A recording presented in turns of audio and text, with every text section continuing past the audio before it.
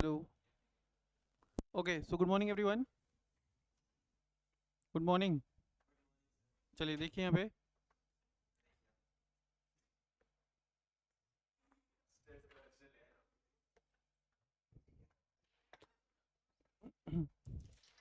अच्छी ब्रांड की पिया करना।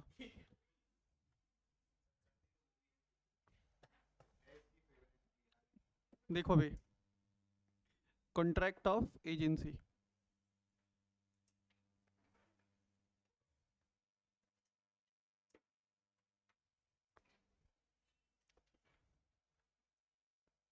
कॉन्ट्रैक्ट ऑफ एजेंसी, तो आपको कॉन्ट्रैक्ट ऑफ एजेंसी में से शॉर्ट क्वेश्चन आने की प्रोबेबिलिटी रहती है। ठीक है। As far as special contract वाला पोर्शन इज कंसर्न, मैंने आपको बताया था कि स्पेशल कॉन्ट्रैक्ट का जो पोर्शन है आपको उसका वेटेज 15 मार्क्स तक का रह सकता है, और उसमें से एक शॉर्ट क्वेश्चन रहेगा आपको कॉन्ट्रैक्ट ऑफ एजेंसी पे। ठीक है।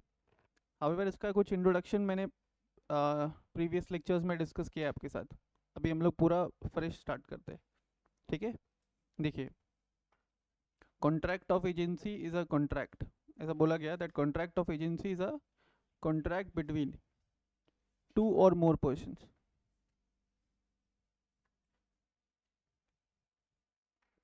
Contract of agency is a contract between two or more persons. पहला व्यक्ति, उसको अपन बोलेंगे प्रिंसिपल, और दूसरे पर्सन्स को अपन बोलेंगे एजेंट। तो it is a contract between principal as well as agent. It is a contract between principal as well as agent, where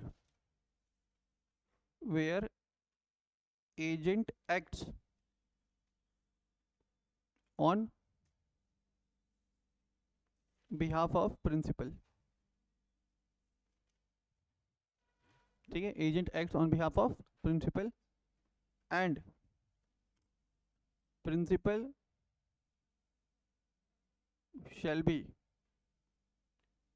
held liable for the acts of agent. Principal shall be held liable for the acts of agent।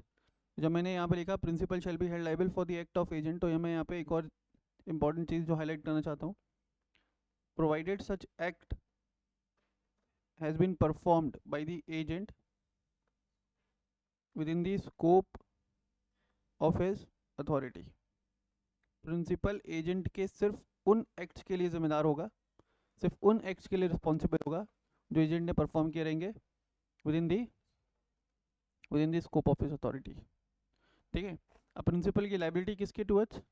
Principal की liability towards the third party. ठीक है। तो principal और agent दो parties involve होते हैं contract of agency में। Agent act कर रहा है on behalf of principal, and agent के उन सभी एक्ट्स के लिए जो एजेंट ने किए within the scope of his authority. Authority किसने दिया? Authority as given by principal.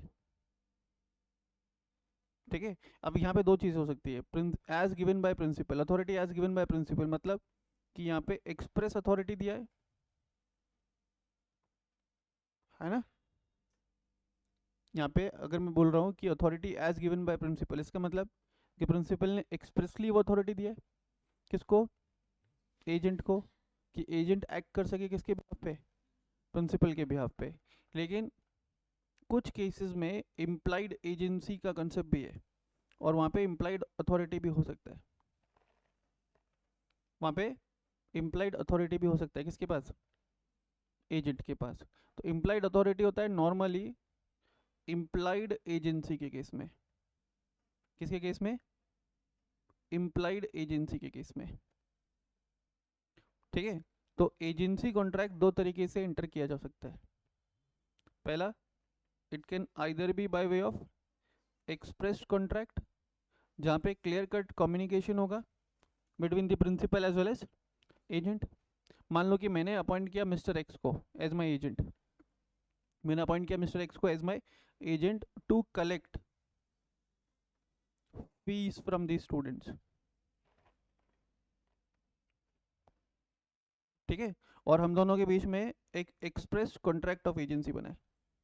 तो मैंने उसको बोला है कि सारे स्टूडेंट से आपको चेक करना है, जिनका फीस जब ड्यू है उनको फॉलोअप लेना है, उनसे फीस कलेक्ट करना है, और एक बैंक अकाउंट मैंने उसको डेजिग्नेट किया, बोला फीस कलेक्ट करके बैंक अकाउंट में डिपॉजिट कराना है।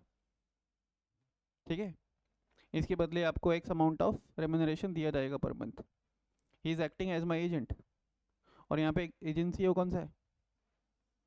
एक्सप्रेस्ड एजेंसी, है ना। एजेंसी कौन सा है? Expressed agency. अब क्या होता है, काफ़ी बार तुम सोच के देखो कि जब सुबह की जल्दी क्लास होती है ना, और किसी दिन अगर मैं लेट पहुंचता हूँ, ठीक है, तो एक स्टूडेंट क्या करता है, वो कीज लेता है, सारे क्लासरूम से ओपन कर देता है। Whether he has been asked to do the same, still he do the same. मेरी बात समझ में आ रही है क्या? उसको मैंने एक्सप्रेसली नहीं कहा है ये काम करने के लिए, बट वो क्या करता है, कीज लेकर के क्लास ओपन करता है, लाइट्स ऑन करके छोड़ देता है। ठीक है, तो वहाँ पे he is acting my as my agent. जो काम मुझे करना था वो किसने किया? मेरे बिहाफ पे वो पर्टिकुलर स्टूडेंट है। तो it can be a case of implied agency. It can be a case of it can be a case of implied agency. बात समझ में आ रही है क्या? तो इम्प्लाइड एजेंसी और एक्सप्रेस्ड एजेंसी में डिफरेंस क्या है? पॉइंट ऑफ डिफरेंस क्या है?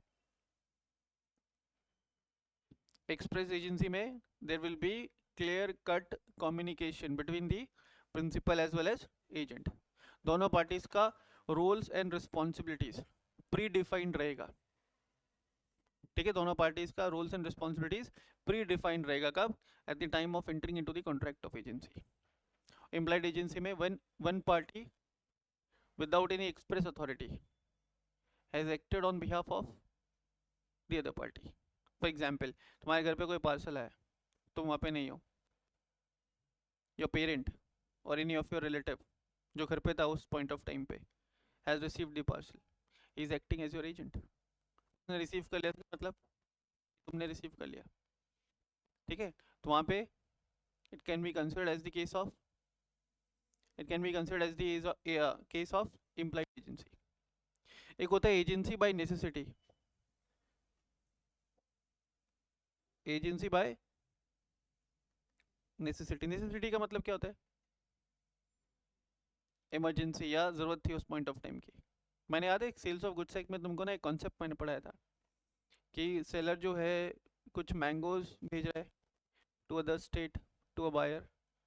ठीक है, फॉर एग्जांपल मान लो एक सेलर है who is located in UP, ये 1000 kgs ऑफ अल्फांसो मैंगो भेज रहा है to a buyer located in Rajasthan,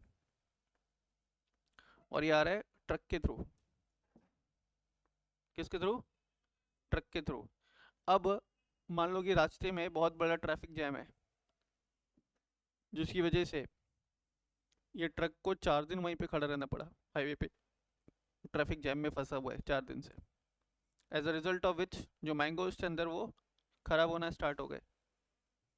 तो वहाँ पे वो ट्रक ड्राइवर ने क्या किया, वो सारे मैंगोज को बेच दिया, even at a lower price. तो वहाँ पे उस पर्टिकुलर सिचुएशन में जो जो ट्रक ड्राइवर है, उस पर्टिकुलर सिचुएशन में that truck driver is a agent in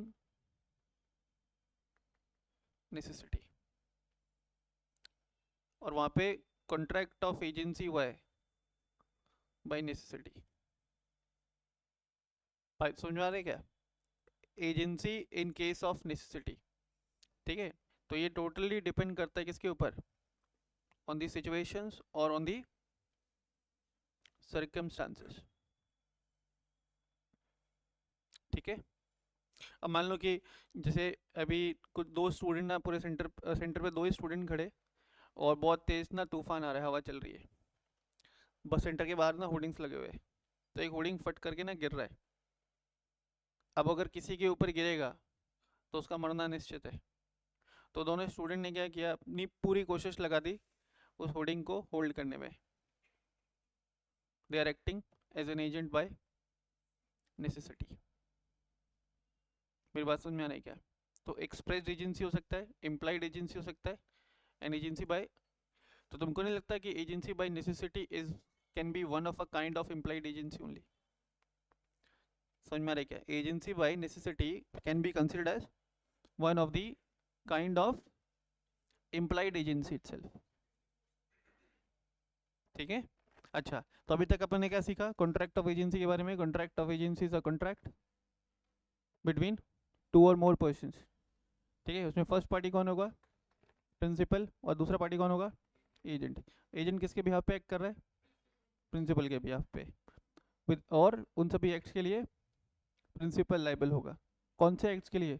जो एजेंट ने किए within the scope of his authority. However, if the agent has acted beyond the scope of his authority, then in such cases principal cannot be held liable towards the third party.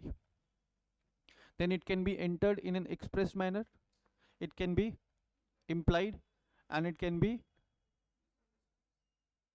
on the basis of circumstances, जिसको अपन ने क्या बोला? Agency by necessity. Clear है? एक होता है agency by ratification भी। Agency bye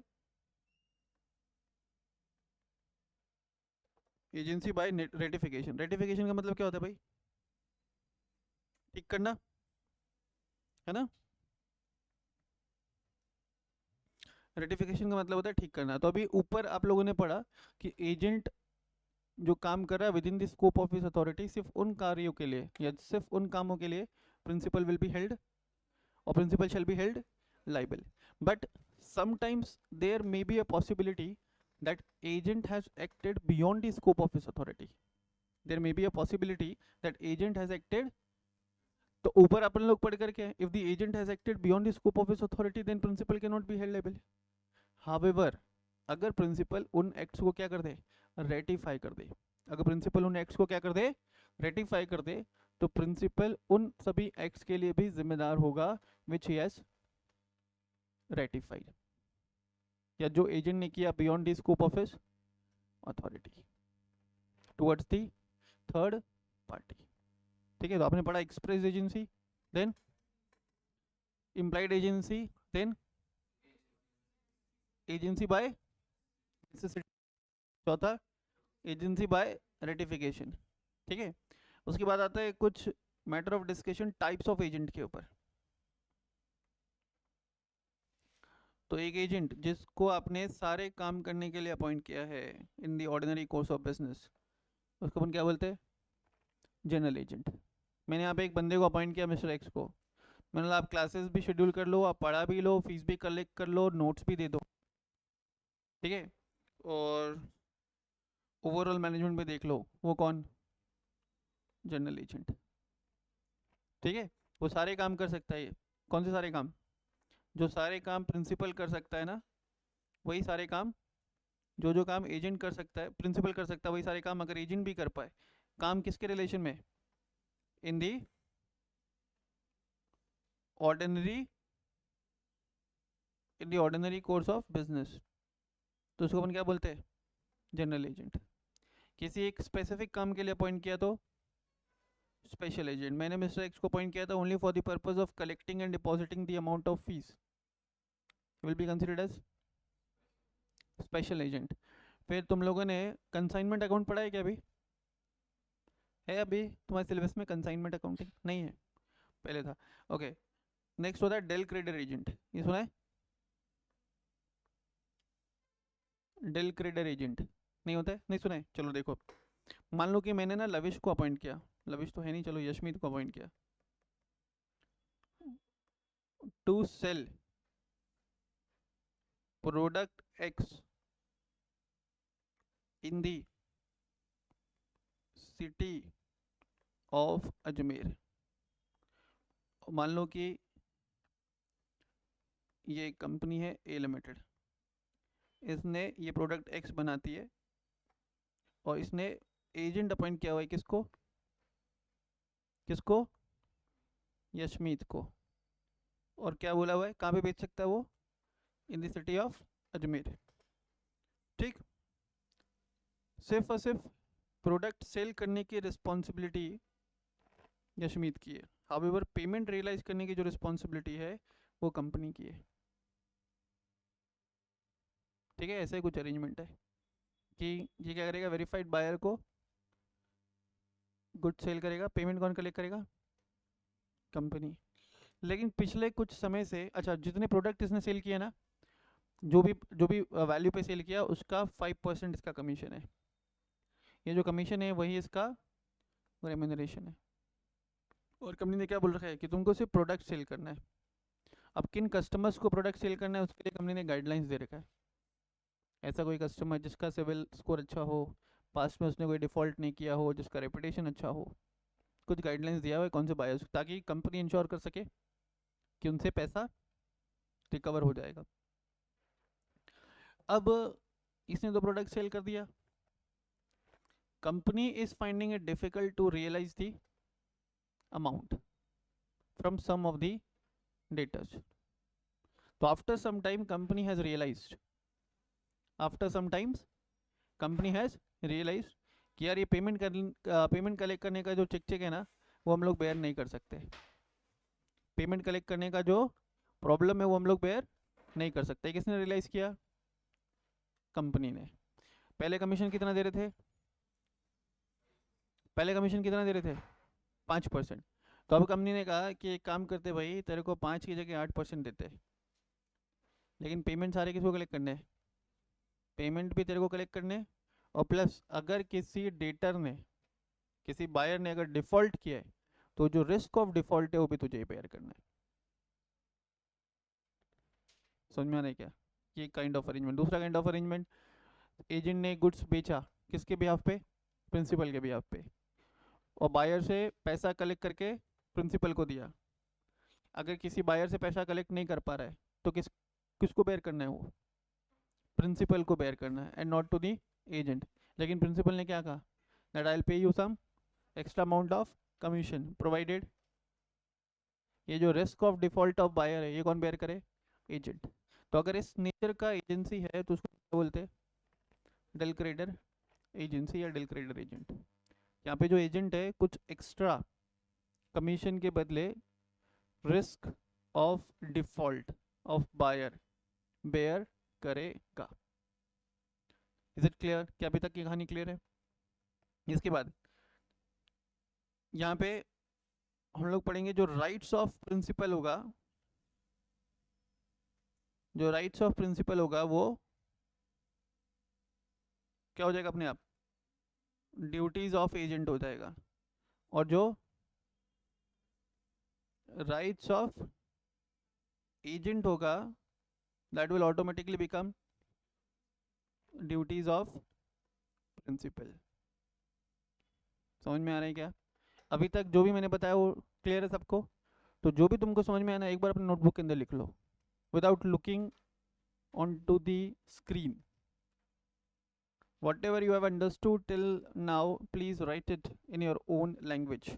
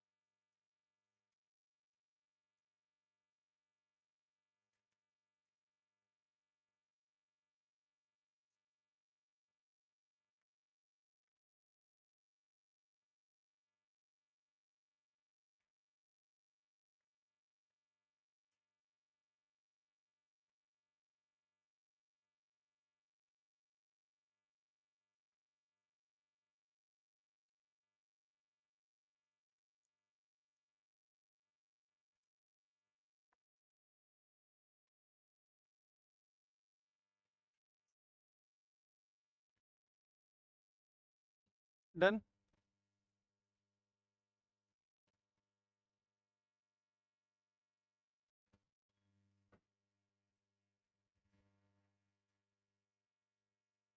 ठीक है,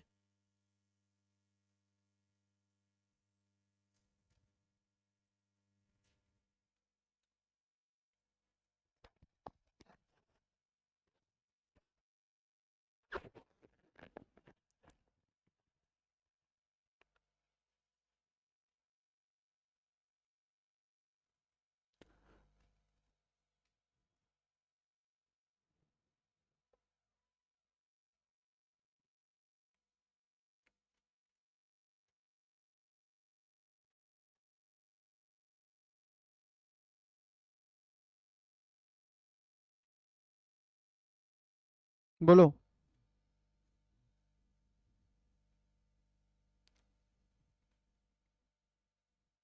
हो गया बेटा? चलो देखो, आइए बुक्स पे, ये page number 95 in your notes.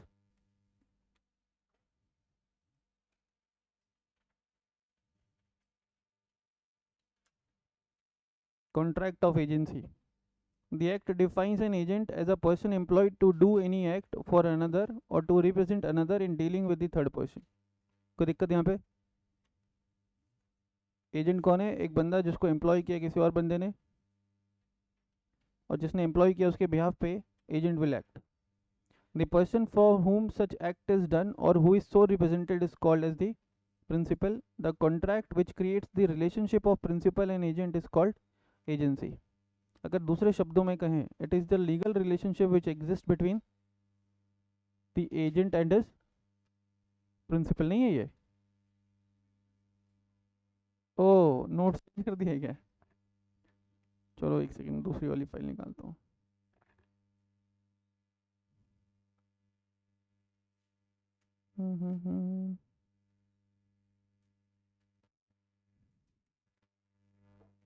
क्या पेज नंबर है बताइए?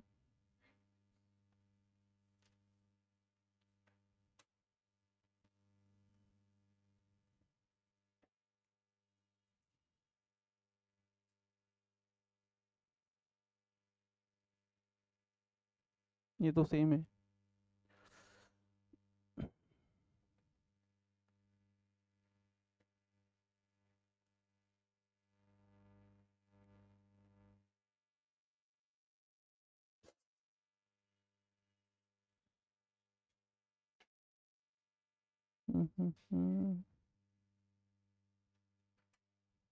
देखो तुम्हारा जो टोटल बुक है 214 पेजेस का है क्या?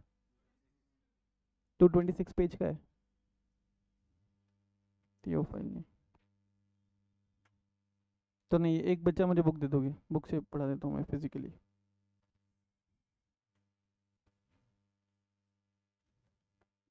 आइए, चलिए देखिए यहाँ पे, व्हाट इज एजेंसी. बुक्स में ये पेज नंबर है 96. The Indian Contract Act 1872 does not define the word agency. However, Section 182 of Indian Contract Act defines agent and principal as. Agent का मतलब a person who is employed to do any work for another person or to represent another person in dealings with the third party. And the person means, and the principal means a person from for whom such act is done. जो काम कर रहा है वो agent, और जिसके लिए काम कर रहा है वो प्रिंसिपल. टेस्ट ऑफ एजेंसी क्या रहेगा? where the person has the capacity to bind the principal and make him answerable towards the third party. If due to my act, ऐसा समझ लो, if due to any of my act I can make the other person responsible towards the third party, तो मैं कौन? Agent. And जो responsible है वो कौन? बहुत बढ़िया, very good.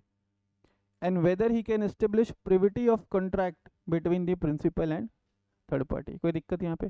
Privity of contract आप पहले से पढ़ के आए हो. प्रिविटी ऑफ कॉन्ट्रैक्ट का मतलब क्या है? देखो, कॉन्ट्रैक्ट में एंटर किया एजेंट ने, बट उस कॉन्ट्रैक्ट के अंदर राइट्स किसको मिलेगा? प्रिंसिपल को. लिख लो ऐसा फॉर बेटर अंडरस्टैंडिंग. कॉन्ट्रैक्ट में एंटर किया किसने? एजेंट ने कॉन्ट्रैक्ट में एंटर किया एजेंट ने, बट क्या नाम है पार्थ, आपने वो कंपनीज एक्ट का रिवीजन कर लिया था? आपने लेक्चर्स कर लिया कंपनीज एक्ट का? नहीं किया है? अक्टूबर में करोगे? अच्छा,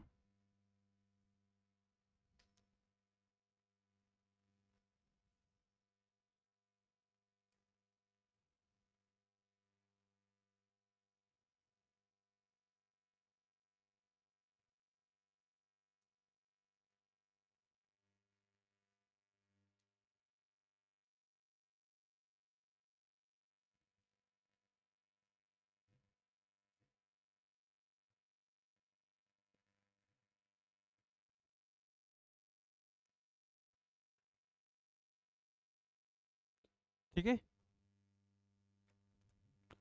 Thus, agency is a comprehensive word to describe the relationship between one person and the another, जहाँ पे फर्स्ट मेंशन पर्सन है principal and the another mention person is agent. ठीक है,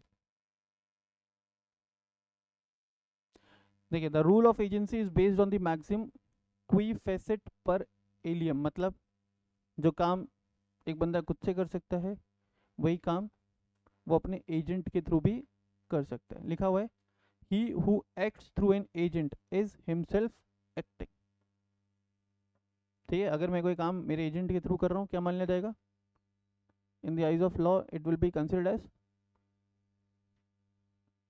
that I am doing that. हाँ ठीक है, work और assignment. Appointment and authority of agent according to section 183, any person who has attended majority according to law to which he is subjected and who is of sound mind may employ an agent. Thus a minor or a person of unsound mind cannot appoint an agent। कोई दिक्कत यहाँ पे? Agent appoint करने का right किसको है? A person who has attended the age of majority plus who is a person of sound mind. या ऐसा भी बोल सकते हो कि जिसके पास क्या है, valid legal capacity, who is not an insolvent, who is not an enemy, not an foreign ambassador और सॉवरेन। ठीक है, who is not a convicted person, जिसके पास लीगल कैपेसिटी है कॉन्ट्रैक्ट में एंटर करने का, वो पर्सन क्या कर सकता है? एजेंट अपॉइंट कर सकता है। एजेंट कौन हो सकता है? देखो, agent can be any person, agent can be any person, even a minor or a person of unsound mind may become agent, and the principal shall be bound by his act. But as a rule of caution, a minor or a person of unsound mind should not be appointed as an agent because he is incompetent to contract, and in case of his misconduct or negligence the principal shall not be held liable to proceed against him। कोई दिक्कत यहाँ पे? कोई दिक्कत? P appoints Q, a minor, to sell his car for not less than rupees 2,50,000. Q sells it for rupees 2 lakhs. P will be held bound by the transaction and further shall have no right against Q for claiming the compensation for having not obeyed the instructions, since Q is a minor and the contract with a minor is void ab initio। कोई दिक्कत यहाँ पे? P ने appoint किया Q को, जो कि कौन है? माइनर। ठीक है, और उसको इंस्ट्रक्शन दिया Q को कि अपना कार वो बेचे कितने में? For at least 2,50,000। Q ने उसको बेच दिया कितने के लिए?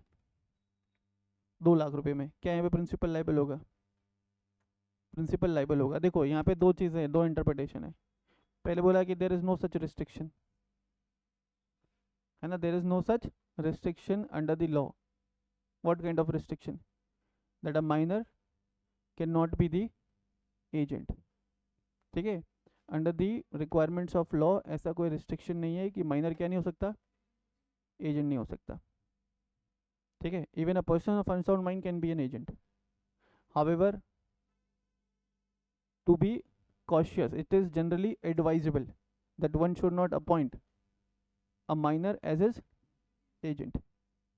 देखो जब बच्चों ने एडमिशन लेते ना यहाँ पे 11th के अंदर 12th के अंदर, दे आर माइनर, है ना, they took the admission with us. If they do not deposit the fees, no suit can be filed against them. No suit can be filed against them. But at the time of taking the admission, we ask the student to fill admission form. और वो admission form पे parent signature का भी एक column होता है. तो जैसे पेरेंट्स ने साइन किया, स्टूडेंट ने साइन किया, that student it acting as an agent for their parents. So in case if they fail to deposit the fees, their parents will be liable to deposit the fees. सबसे बड़ी example है. ठीक है. It is generally advisable not to appoint a minor or a person of unsound mind as the agent. Is it clear? सबको देखो, एक मान लो कि तुम्हारी फैमिली में एक छोटा सा बच्चा है, आप घूमने के लिए गए किसी के घर पे, और उस बच्चा बहुत बदमाश है, वो उसने एक कांच का बहुत महंगा सा टेबल तोड़ दिया. उसके हाथ में कहीं से बैट आ गया, कोई डंडा आ गया, दे मारो, उसको तोड़ दिया. बच्चा था 5 साल का. whether his parent is liable to compensate the other party for the losses? Yes, क्योंकि वहाँ पे उस बच्चे को क्या माना जा रहा है? Agent for the parent. ठीक है. आइए फिर एक जनरल रूल था जो हम लोगों ने पढ़ा था एसेंशियल एलिमेंट्स में, that there can not be a contract without consideration. However उसका एक्सेप्शन है contract of agency. Contract of agency can be undertaken even without consideration. Contract of agency can be undertaken even without consideration. मैंने बोला ना अभी थोड़ी देर पहले example दिया है कि मैं क्लास में लेट आया तो एक स्टूडेंट जो पहले आ गया वो क्या करता है, सारे लॉक्स खोल देता है या ऑफिस खोल देता है या क्लास की लाइट्स ऑन कर देता है. तो वहाँ पे he is acting as my agent and there is no necessity, yeah, there is it is not necessary that I'll be paying consideration against such work, but that student is acting as my agent. तो देखो normally क्या होता है, agency by necessity के case में या implied agency के case में, दो चीज़ें बता रहा हूँ. इम्प्लाइड एजेंसी के केस में या एजेंसी बाय नेसेसिटी के केस में generally consideration is not payable. Generally consideration is not payable. तो जो जनरल रूल है that there can not be a contract without consideration, उसका एक्सेप्शन है. तो जो जनरल रूल है that can not be a contract without consideration, उसका exception है क्या? Contract of agency. Is it clear? Now next आइए. In the words of Desai J, the Supreme Court of India, the relation of agency arises whenever one person called the agent has the authority to act on the behalf of another person called the principal and consent to act. The relationship has genesis in a contract. The relationship of principal and agent may be created in the following ways. यहाँ पे ऐसे बोल सकते हैं कि contract of agency in following तरीके से हो सकता है. पहला है अथॉरिटी में B given expressly or in an implied manner.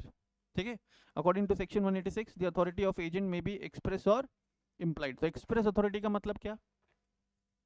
वो सारे powers, वो सारे rights जो प्रिंसिपल ने एक्सप्रेसली असाइन किए हो, किसको? एजेंट को. तो एक चीज तुमको सिखाता हूँ, देखना यहाँ पे. अगर मैं किसी बंदे को मेरे राइट्स असाइन कर रहा हूँ ना, ठीक है, अगर मैं किसी बंदे को मेरा एजेंट अपॉइंट कर रहा हूँ या मेरे राइट्स असाइन कर रहा हूँ, तो वहाँ पे एक लीगल डॉक्यूमेंट एग्जीक्यूट होता है in the name of power of attorney. ठीक है. क्या बोलते हैं उस लीगल डॉक्यूमेंट को? Power of attorney. Power of attorney के through I may authorise any person act on my behalf. I may authorize any person to act on my behalf. ठीक है. अब यहाँ पे हो सकता है कि मैंने उसको दिया जनरल पावर ऑफ अटॉर्नी, क्या दिया बेटा, general power of attorney execute किया मैंने। General power of attorney execute मतलब वो जो बंदा है अटॉर्नी, वो सारे काम कर सकता है जो मैं कर सकता हूँ in relation to the business. और एक होता है स्पेशल पावर ऑफ अटॉर्नी, ठीक है। दूसरा क्या, special power of attorney, when a person is given some has been given with some specific powers। तो अगर कोई स्पेसिफिक पावर्स दिया गया तो वहाँ पे special power of attorney, general powers दिया गया तो जनरल पावर ऑफ अटॉर्नी, ठीक है। तो जनरल पावर ऑफ अटॉर्नी के थ्रू अपन क्या अपॉइंट किए बेटा, जनरल एजेंट अपॉइंट किए, है ना।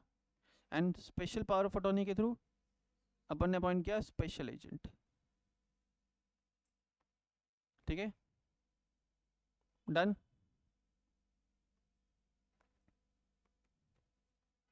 ठीक है, डन विद दिस। नेक्स्ट आइए, सेक्शन 187 पे आइए, definition of express and implied authority. An authority is said to be expressed when it is given by words spoken और रिटन, ठीक है। नेक्स्ट एग्जाम्पल दिया है तुमको बुक्स के अंदर, A is residing in Delhi and he has a house in Kolkata. A authorises B under a power of attorney as a caretaker of his house, ठीक है। मुझे एक बात बताओ, ए अपॉइंट कर रहा है बी को एज अ केयर टेकर, यहाँ पे जनरल पावर ऑफ अटॉर्नी है या स्पेशल पावर ऑफ अटॉर्नी है?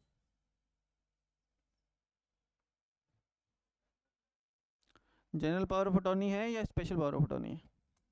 मैंने एक बंदे को अपॉइंट किया to take care of my house as I am residing at some other place, तो उस घर के रिस्पेक्ट में जितने भी पावर्स हैं वो सारे दिए ना, उसका रिपेयर एंड मेंटेनेंस हो गया, ठीक है। तो उस घर के रिस्पेक्ट में सारे पावर्स दे रहा हूँ ना, क्या हो गया ये, जनरल पावर ऑफ अटॉर्नी, ठीक है। अब इसका दूसरा एग्जाम्पल देखो,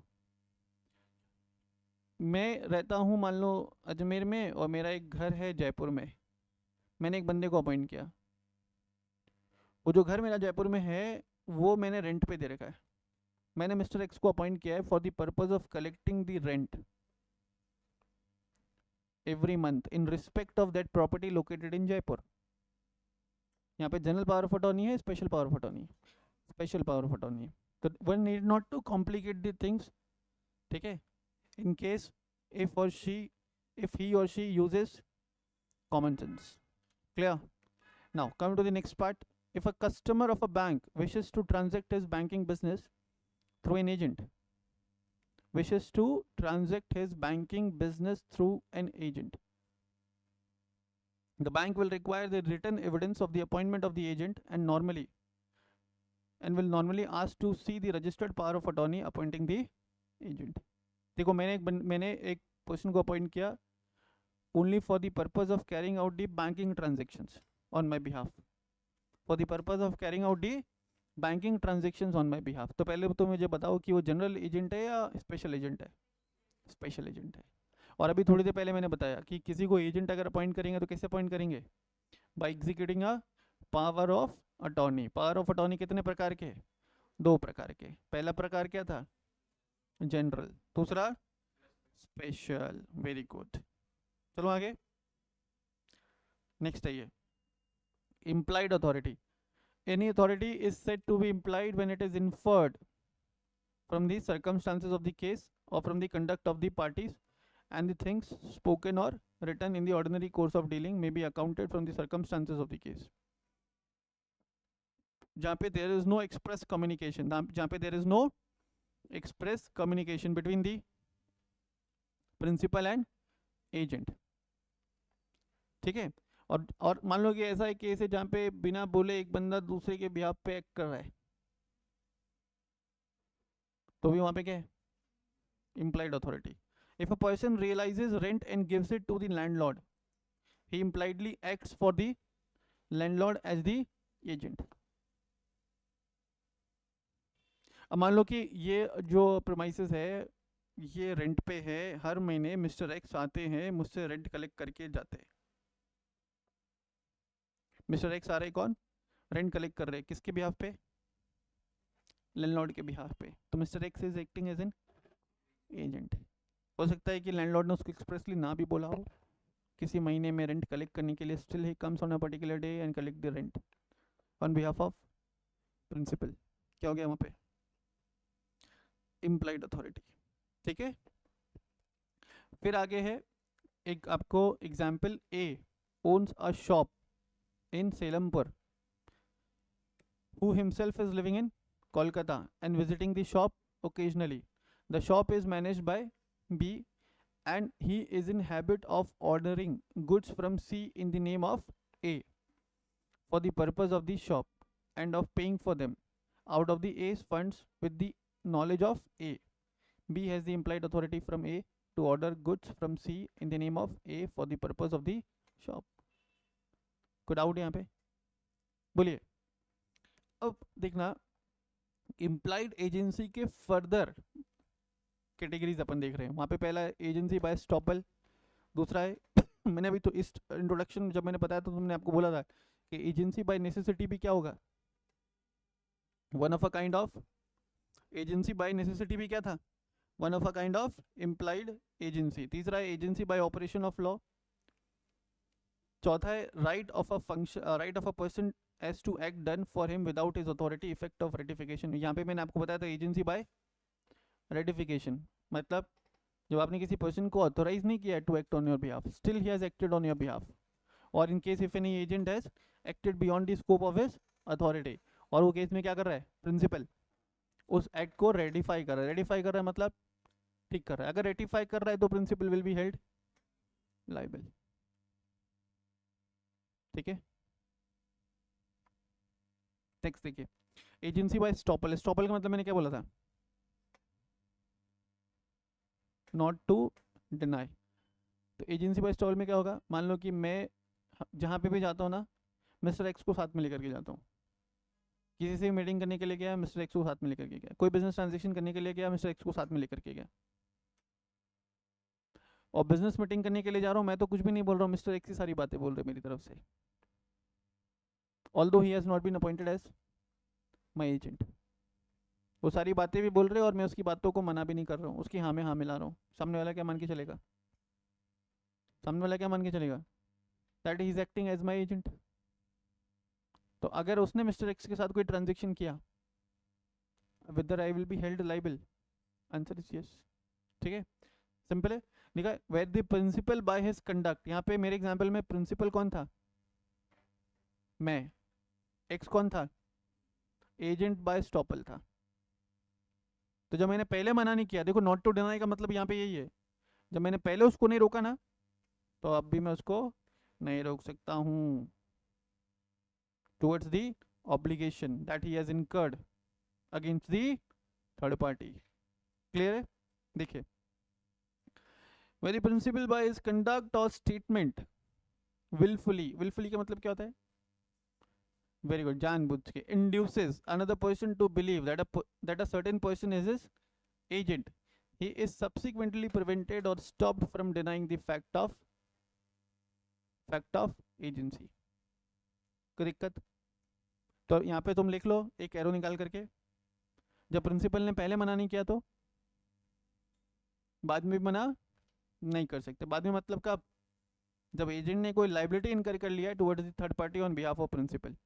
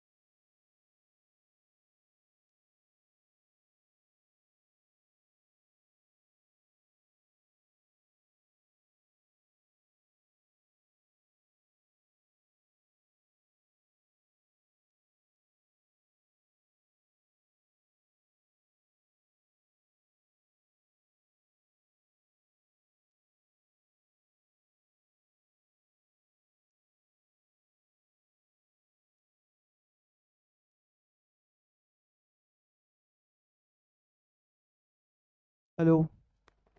हाँ, क्या कर रहे थे अपन? नहीं, उसमें क्या एजेंसी बाय स्टॉपल हो गया था।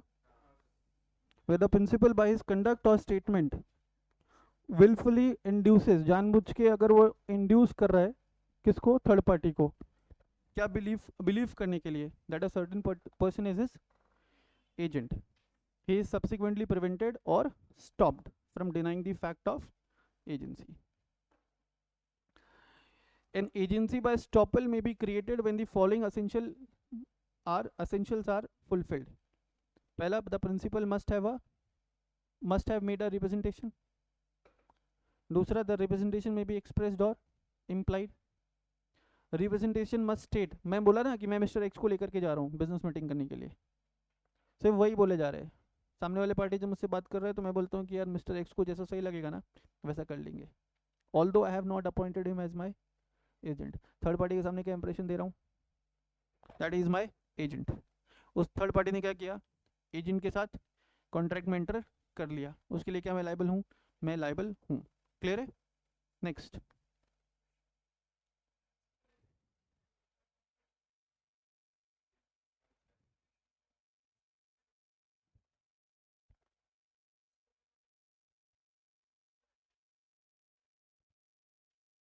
उसके लिए नहीं देता है। तूने पढ़ा हुआ है क्या? तूने पढ़ा हुआ है? एजेंट बाय स्टॉपल जो होता है उसको रेम्यूनरेशन मिलेगा नहीं मिलेगा, तूने कहीं पढ़ा हुआ है क्या? तो फिर कैसे मना कर रहा है? तो जरूरी नहीं है कि, क्यों बोला, क्यों बोला जरूरी नहीं है?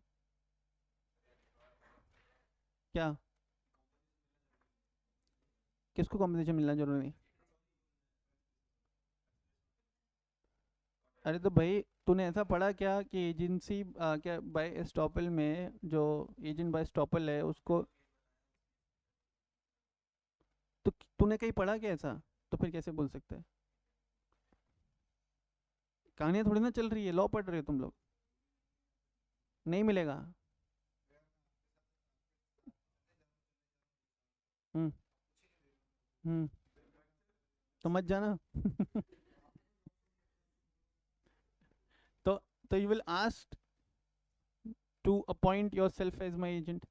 You will ask for the remuneration. In case if I agree, then only I am liable to pay. You have no right to ask for remuneration. Agent by estoppel, हाँ एक्सप्रेस एजेंसी है तो भाई remuneration भी मिल सकता है, commission भी मिल सकता है। इम्प्लाइड एजेंसी है, अभी किसी बच्चे ने आकर के खुद से ताला वाला खोल करके लाइट्स वगैरह ऑन कर दिया और महीने के एंड में आकर के बोलता है कि सर 5,000 रुपया, मतलब किस बात के, बोला काम किया आपके लिए, whether I am liable to pay? No. ठीक है, जीवन में याद रखना, जब जो कानून में नहीं लिखा ना वो नहीं पढ़ना है, वो सोचना ही नहीं है। ठीक है, क्योंकि वो कहानियों में होता था, पंचतंत्र की कहानियां वगैरह पढ़े थे, उसमें होता था, इमेजिनेशन चलता था। लॉ पढ़ते समय कोई इमेजिनेशन नहीं चलता है, जो लिखा है, जैसा लिखा है वो और वैसे ही पढ़ना है। You all are going to be a chartered accountant. ठीक है, you can not make all these kind of mistakes. ये सुनो, लोगों का भरोसा है भाई चार्टर्ड अकाउंटेंट पे, तुम लोग तो भरोसे की कुछ भी सोच करके तो तुम लोग। ठीक है, अभी देखो यहाँ पे, तो मालूम है सीए क्यों कहा जाता है, सीए को, why this profession is called chartered accountant?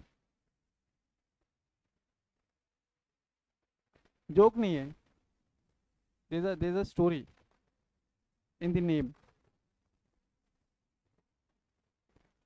किसी को नहीं पता why this name chartered accountant? क्या होता था, जो अकाउंटेंसी, अभी तुम लोगों ने 11 में पढ़ा रहेगा अकाउंटेंसी, अकाउंटेंसी का प्रोफेशन सीए इंस्टीट्यूट कब आया? CA institute is constituted under special act, CA act. CA act आया 1949 के अंदर।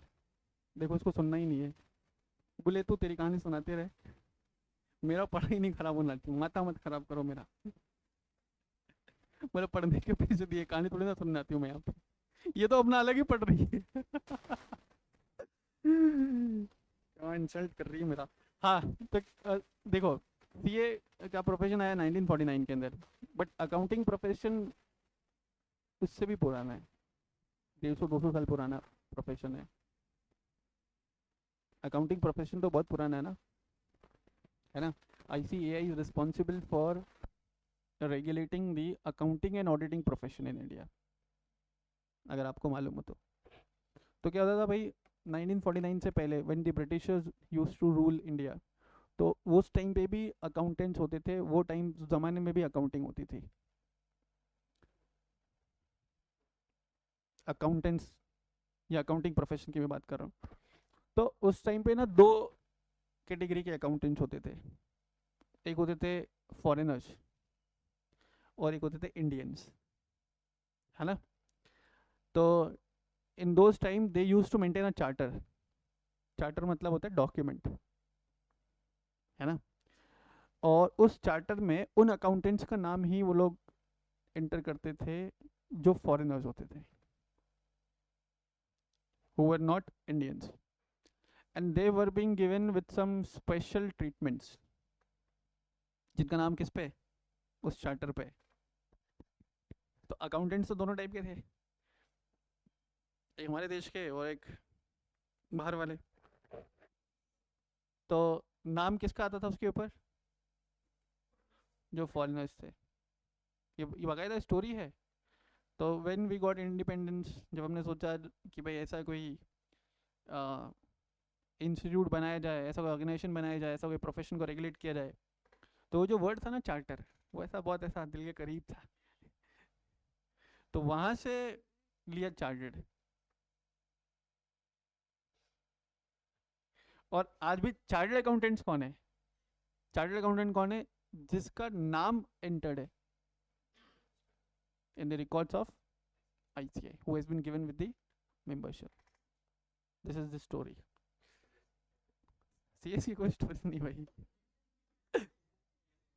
क्या एवे ही नहीं है भाई, वो मुझे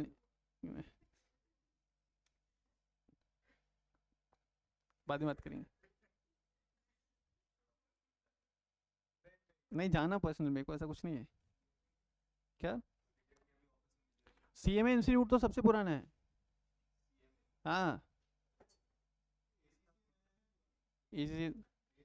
ACCA तो और भी पुराना है, इंडिया में नहीं है। ACCA 150 साल पुराना है। CMA इंस्टीट्यूट आ गया था, पहले ICW होता था, institute of cost and work accountants of India. It was established in 1944। ICAI was established in 1949, ICSI was established in 1980। तो सबसे पुराना तो ICW ही था, CMA ही था। CA अपने यहाँ का नहीं है ना।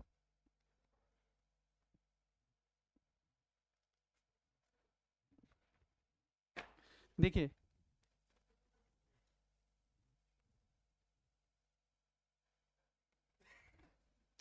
Agency by estoppel, a consigns goods to be for sale, ये तो हो गया था, and gives him instruction not to sell below a fixed price. C, being ignorant of B's instruction, enters into a contract with B, please, to buy the goods at a price lower than the reserve price. A is bound by the contract. A cannot plead that he has given instruction to B to not to sell the goods below certain price. An agency by estoppel is consequently is deemed to be between A and B. कोई दिक्कत यहाँ पे? पढ़िए एक बार। Agency by necessity भी अपन लोगों ने discuss कर लिया था। An agency by necessity arises due to some emergent circumstances. In emergency, a person is authorized to do what he cannot do in ordinary circumstances. Thus, where an agent is authorized to do certain acts, or while doing such an act, an emergency arises, he acquires an extraordinary or special authority to prevent his principal from the losses. क्या मतलब है इसका? देखो agency by necessity दो cases में apply हो सकता है। एजेंसी बाय नेसेसिटी का जो मेन एलिमेंट है, वो मेन एलिमेंट ये होना चाहिए that the person who is acting as an agent, उसने सारे वो बेस्ट पॉसिबल एफर्ट्स लिए हों so as to protect his principal from the losses. तुम ऐसा लिख लो ये line, in case of agency by necessity, in case of agency by necessity, agent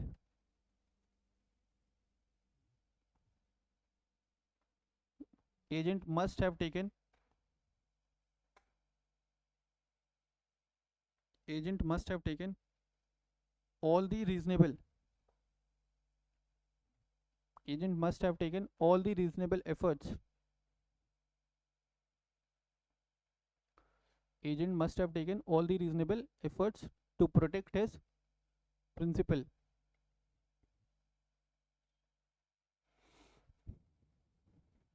from the losses.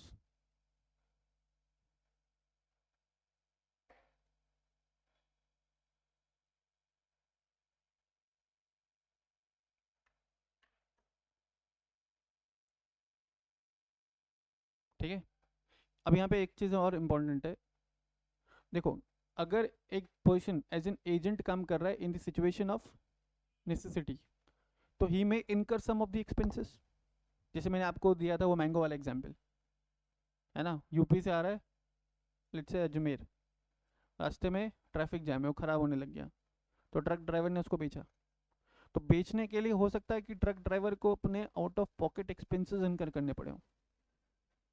मान लो कि उसने एक लार्ज स्टॉक था, उसने क्या किया, वो छोटे पॉली बैग्स लेकर के आया, पॉली बैग्स में डाला, उसको पैक किया, तो पॉली बैग का कॉस्ट, पैकिंग का कॉस्ट, उसका जो समय लग रहा है, उसका जो एफर्ट्स लग रहा है, वो जिसको अपन इम्प्लिसिट कॉस्ट बोलते हैं, क्या बोलते हैं, इम्प्लिसिट कॉस्ट, तो इस सब के लिए वो कॉम्पेंसेशन मांग सकता है, किससे, प्रिंसिपल से, जो भी एक्सपेंसेस इनकर किए किसने, एजेंट ने, इन केस ऑफ नेसेसिटी। ठीक है, एक एग्जांपल दिया हुआ है तुमको बढ़िया, Raja has a large farm on which Shyam is the caretaker. When Raja is in Canada, there is a huge fire on the farm, Shyam becomes an agent of necessity for Raja so as to save the property from being destroyed by fire. Raja the principal will be held liable for any expenses which the Shyam incurred to put out the fire and save the farm from destruction during the Raja's absence from the country. ठीक है, तो यहाँ पे Cairo निकाल के वो चीज लिख लो, if any expenses is incurred by the agent, if any expenses is incurred by the agent,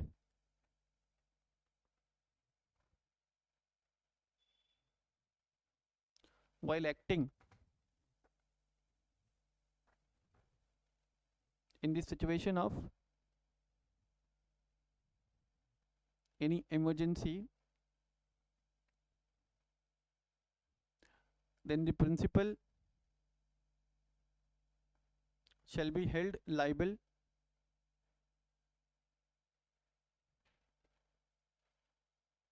to compensate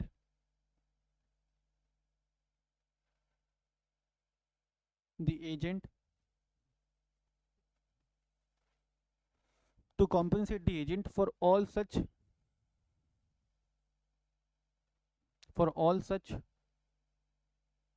incurred expenses.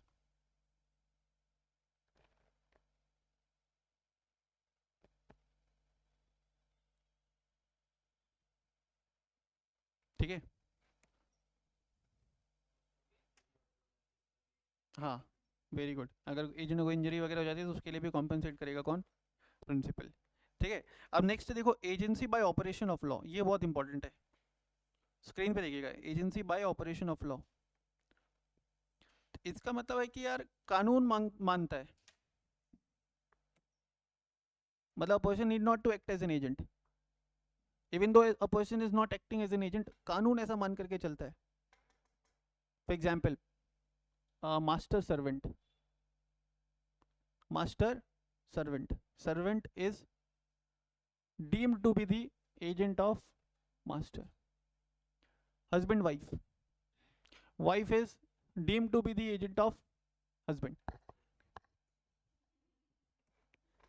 वो तो तेरी शादी वादी होगी तो पता चलेगा कौन एजेंट है, खर्चे वो करेगी, देना तेरे को पड़ेगा ना। समझ में आ रहा है? तो एजेंट कौन हुआ? Who is the agent? Wife is the agent. ऐसा कौन मान के चल रहा है? मैं नहीं बोल रहा हूँ। हाँ, as per the requirement of law. ठीक है, लिख लो यहाँ पे हस्बैंड वाइफ।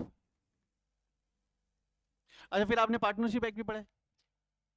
पार्टनरशिप एक्ट में भी बोला है ना, every partner is then agent of the other partner as well as the agent of firm. तो 3 केसेस मैंने आपको बताया। हाँ बेटा, मेंबर्स कंपनी के एजेंट नहीं है, मेंबर्स कंपनी के ओनर्स हैं। ठीक है। मेंबर्स कंपनी के एजेंट नहीं है ना। मेंबर्स के डेब्ट्स के लिए क्या कंपनी लायबल होता है? बोल। नहीं होता ना। समझ में आ रहा है? पार्थ पार्थ, लास्ट वाला पार्थ क्लियर है? पी स्क्वायर है वो, पी स्क्वायर। गुड। तो मैं क्या बोल रहा था, 3 एग्जांपल्स दिए। पहला क्या पता, दूसरा पता ही। पहला लिखो मास्टर सर्वेंट, दूसरा हस्बैंड वाइफ नहीं, वाइफ हस्बैंड करो, एजेंट को पहले लिखो, agent should be given respect. तो सर्वेंट और मास्टर लिखो, और फिर वाइफ और हस्बैंड लिखो, और तीसरा पार्टनर्स। क्या लाइव नहीं है, but agent should be given with हाँ, वेरी गुड। देखो next, right of person has to act done for him without his authority. ये बिल्कुल सिंपल है। इफेक्ट ऑफ रेटिफिकेशन, तो यहाँ पे अपन ने क्या बोला था? अरे भोंटो, एजेंसी बाय रेटिफिकेशन बताया था ना। तो लिखो इधर, agency by ratification, point number 4।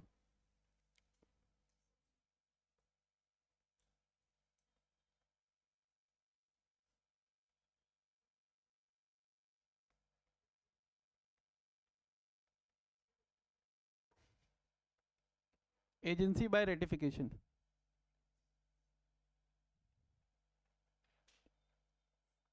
ठीक है। Where the acts are done by one person on behalf of another, but without his knowledge or authority, he may elect to ratify or disown such acts. If he ratifies them, the same effect will follow as if he had been performed. It has been performed by his authority. In simple words, ratification का मतलब है approving a previous act or a transaction. Ratification may be expressed or implied by the conduct of the person on whose behalf the act was done. कोई दिक्कत यहाँ पे?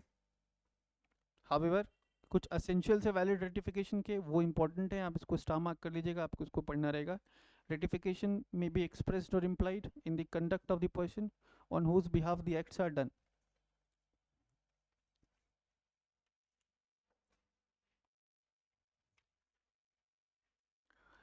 Example number 9 एक बार पढ़ेंगे, जो आपके नोट्स में दिया हुआ है। एग्जाम्पल नंबर 9,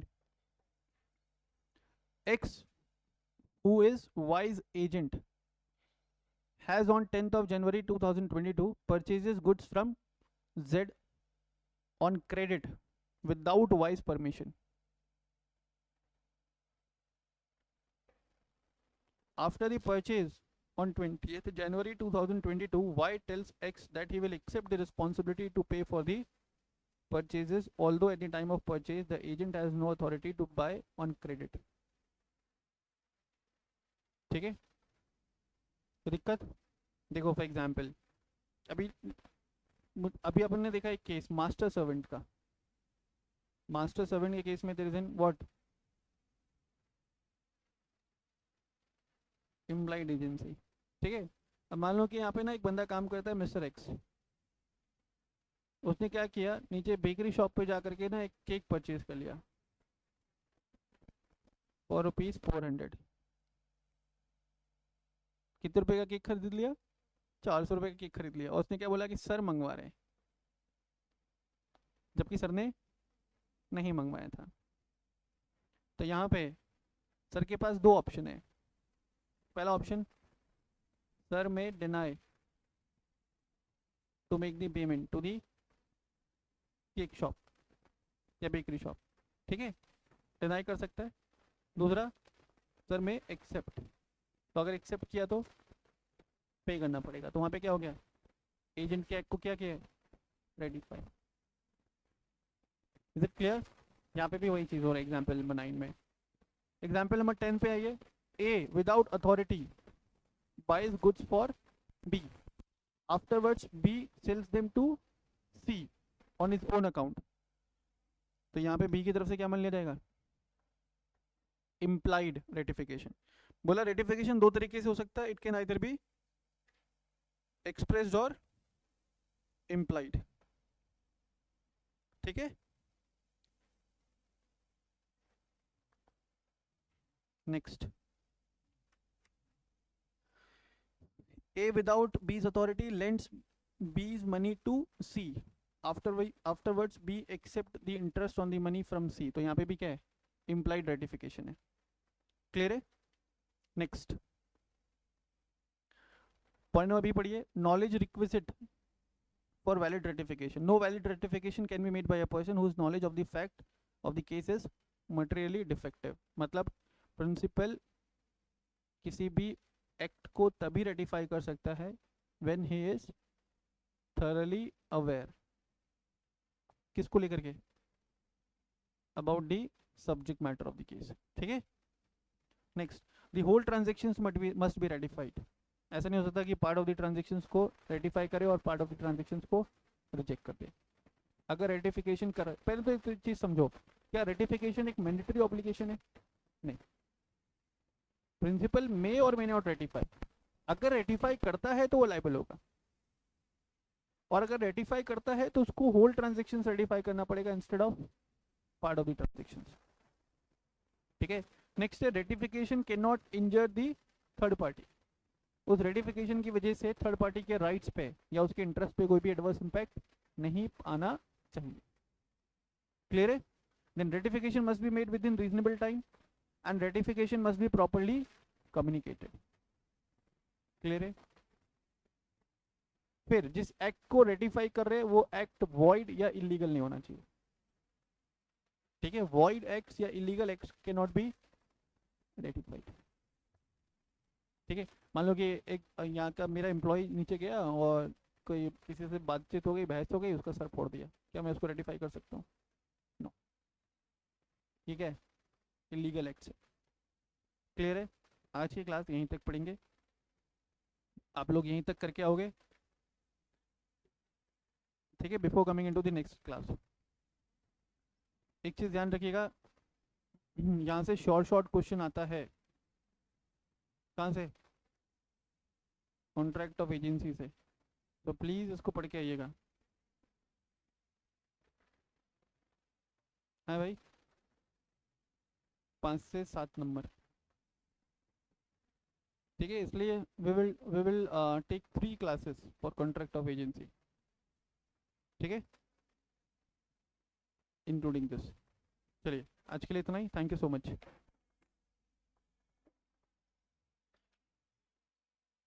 पार्थ उसको रोकना।